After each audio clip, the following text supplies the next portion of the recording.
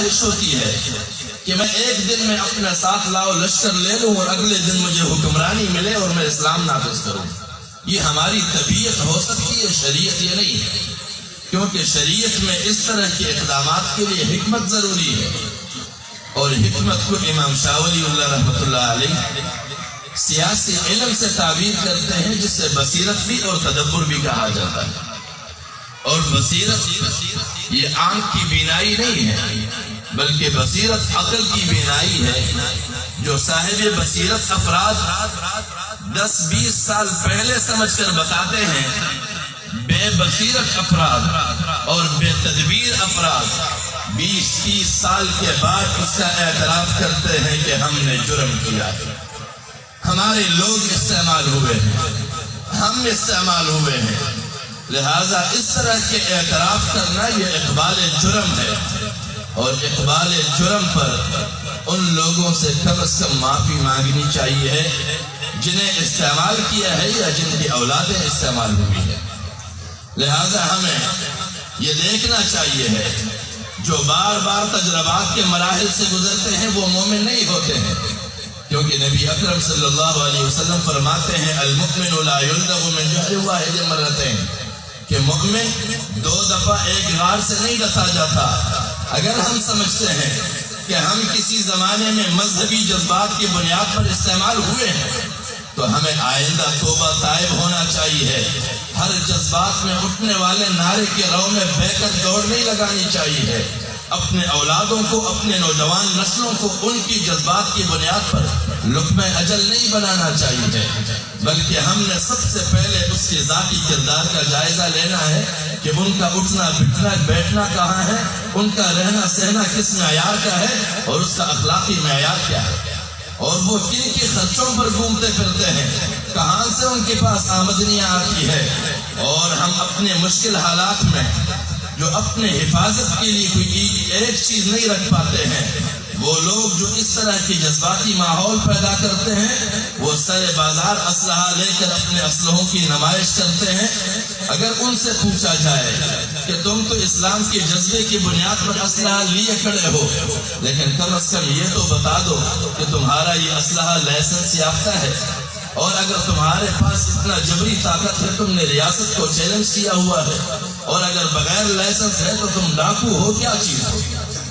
نہ تو وہ سرکاری ملازم ہوتے ہیں، نہ لائسنس یافتہ اسلحہ ان کے پاس ہوتا ہے، تو پھر یہ کیا چیز ہے؟ یا تو پھر ان کو کوئی اور خاص قوت کی پشپنائی حاصل ہے، یا تو پھر وہ باقاعدہ خفیہ ملازم ہے. تو لہٰذا ان چیزوں کو اپنے عقلی بصیرت سے بھی دیکھنا چاہیے ہے کہ ہم اپنے تحفظ کے لیے چاقو نہیں رکھ سکتے ہیں. وہ ریاستوں کے ساتھ جنگ لڑنے کے لیے اسلحہ اٹھائے پھرتے ہیں. تو ہمیں اللہ رب العزت نے عقل جیسی نعمت دی ہے، اور آنکھ جیسے بصیرت دی، اور آنکھ جیسے سماعت کی نعمت دی ہے. ہم اپنے معاشروں میں پیش آمدہ افکار اور نظریات کو سنیں بھی اور ان کا جائزہ بھی لیں. اس لیے اللہ تبارک و تعالیٰ فرماتے ہیں کہ مؤمن کی یہ خاصیت ہے الذین یستمعون القول فیتبعون احسنہ.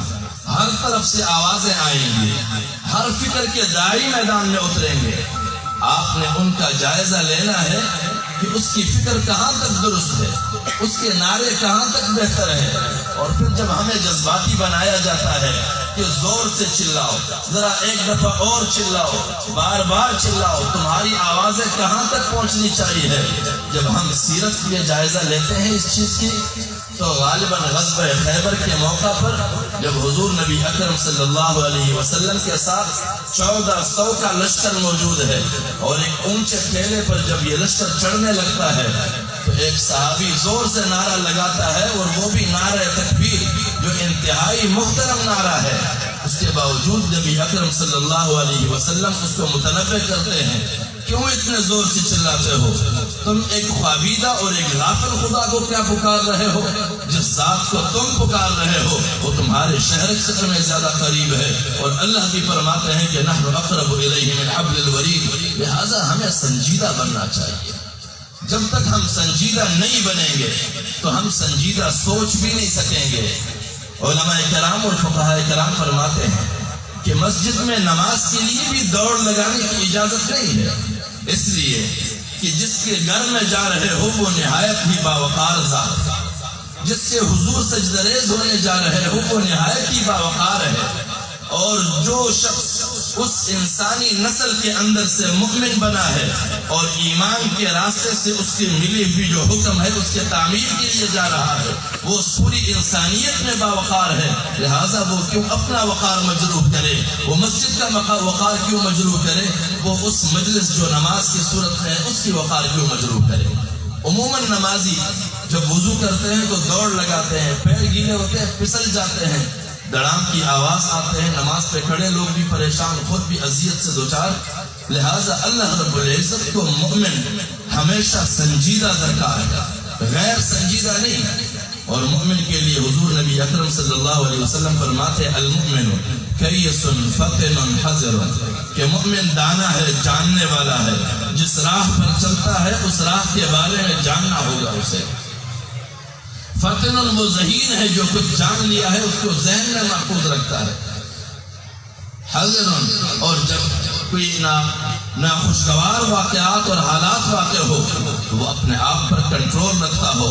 اب ہمیں جائزہ لینا ہے کہ ہمیں معلومات کیا ہے اپنے دین اور اپنے کردار کے حوالے سے، ہمارے ذہنوں میں کیا بنا گیا ہے اور ہم کتنا اپنے آپ پر کنٹرول رکھتے ہیں۔ اللہ کریم ہمیں توفیق بخشے کہ ہم واقعتاً اللہ کے مطلوب سنجیدہ مؤمن بنے، غیر مطلوب مؤمن نہیں۔ وآخر دعوانا الحمد